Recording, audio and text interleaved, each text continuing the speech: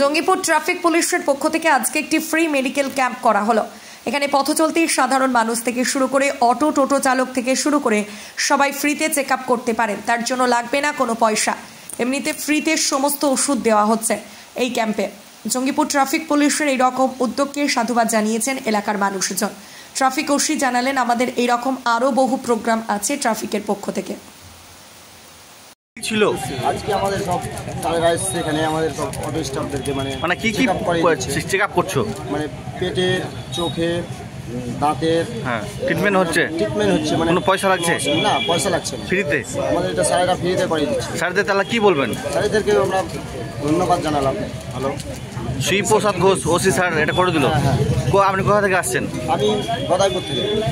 আপনার নাম কি? বকরি মাঝি। আপনার বাড়ি?